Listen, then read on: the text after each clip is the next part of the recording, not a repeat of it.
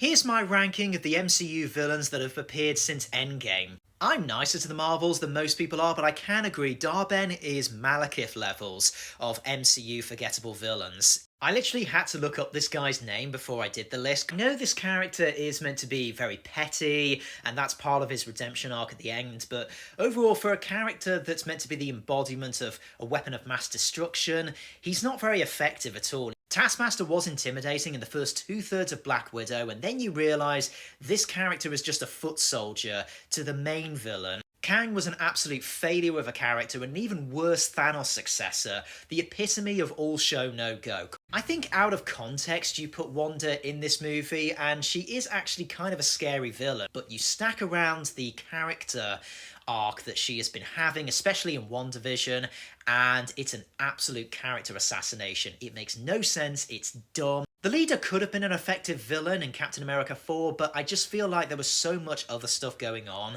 that his part in the story just feels very out of left field. It really hurts to put Gore this low, especially when you have an actor of Christian Bale's caliber, and you just put him in this SNL parody of an MCU movie, and he feels out of place, underdeveloped. I know Icarus isn't really the main villain of Eternals, but he's probably the more interesting element of this movie, because he still wants the same things as the heroes, just goes about it differently. People are a bit up and down with Val. The only thing I could knock her for is that I just don't think Julia Louis-Dreyfus looks like she belongs in these movies. I think she's a bit awkward. That aside, the character is effective in how manipulative she is, but it's less because of her charisma, and I just feel like it's more hell-bent on plot devices. Okay, so you're going to disagree with me on this one, but I think Dreykov is actually quite effective. I kind of like the implications that this is a normal guy who was responsible for so much in the MCU. Cassandra Nova could have used a bit more depth to her character, but overall she was a very fun presence. Void/Sentry. Now, I don't like Thunderbolts as much as everyone else does, but I do think it picks up